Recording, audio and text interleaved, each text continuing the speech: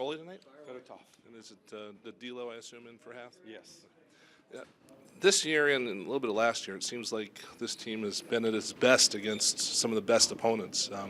Anything that you can pinpoint on some of those successful games? Or No, we just try to get ready to play each and every game. We've talked a lot about Matvey and how he needed the break. He's now been named the Rookie of the Month by the NHL.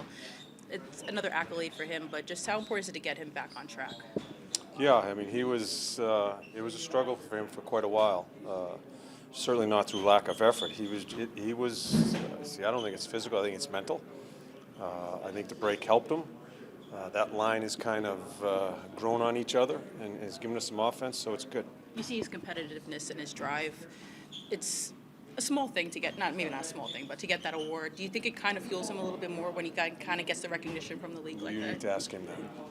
But was that a line that you guys put together intentionally, or was that another line that kind of just fell into place? Well, I want to play TK and Kuzi together. I wasn't switching up Casey's line, so that one came together. I think Tip and Mish have always had a little bit of chemistry. I think Coots has done a really good job on the other side of the puck for them. So as of right now, it's been pretty good. Being a rookie, you get one shot at that award. So I can tell that it motivates guys. How do you balance that motivation to kind of keep them on the right track and doing the right things to be a good player, not focus on the external stuff? Yeah, I don't know how he feels about the awards. First I've heard of it. I don't know how he feels about it. My job is just to keep coaching, no matter what's going good, what's going bad for him. It's been a very good year, him coming over earlier than we thought. It's been a really productive year as far as teaching him what it is to be a pro, eating habits, conditioning, all the things, playing away from the puck. There are so many things that have gone into him, and he's handled so very well.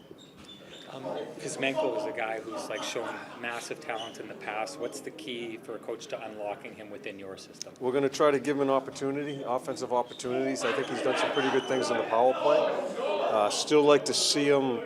I can't find him a lot offensively 5-on-5. I mean, he's just started with us. I think these guys get over here, they go to a new team, and you think it's going to happen right away. We're going to be patient, try to give him some opportunities, and see where we go with it. And where's Drysdale in his development in your mind? Yeah, he's coming. Like I talk to our guys all year long. I don't think he's played a lot in this league. He's had injuries. I would have liked to seen him, I think, for a defenseman, spend more time in the American League. Didn't. Came up, played, got hurt. He is improving. I think the biggest thing we're trying to push to Jamie is don't worry about mistakes. Just make a decision and go with it. Early on, he was in between all over the place. I think he was thinking too much. We want him to be a rover. We just want him to go. We're not worried about mistakes. We want him up the ice and help create that way. In Winnipeg, they've taken some pretty big steps over the last couple of years. What have you seen from them as they exceed expectations? I don't watch them. I don't watch Winnipeg. Did they consult with you a little bit, kind of heading into the bonus hire? For Ricky, I have had a couple of great conversations with Chevy, who I love, about a lot of things. We met in New York one time. I think he was. I think that's. I'm not sure. Bo was leaving then. I think Bones was leaving then.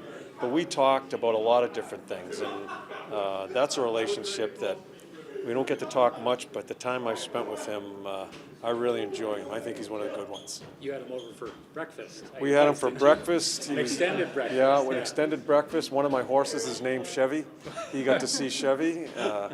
It's really the first time that I've known him over the years just to say hello, but to sit down one-on-one and talk hockey, I absolutely loved it. And those are the things when you're done with the game, those are the relationships that you go back to. When you just had a really good day, talked about a lot of shit, and have a tremendous amount of respect for him. There are folks who think he has one of the tougher GM jobs being in a small market like this. What's your view of that? Yeah, I'm sure he just puts his head down and works, right? I don't think he can worry about, I know I've read some articles about season tickets and trying to get the building. We need more people here and all that, just from an outsider looking in. I think he does a terrific job learning about the hockey team, trying to make the right decisions for them, and I don't think he gets too bogged down. Wanted to ask, did you see the Last Supper photo, and what does that say about the bonds you guys have? Yeah. I thought it was great. I saw it late last night. I'm sure Danny and Jonesy got a lot of phone calls once that thing came out, and from you knuckleheads buying into it. And EJ, were you the one who did it? Were you the one who set up this Last Supper? I think it was EJ who set up the Last Supper. I thought it was fantastic. Yeah, that's hockey right there.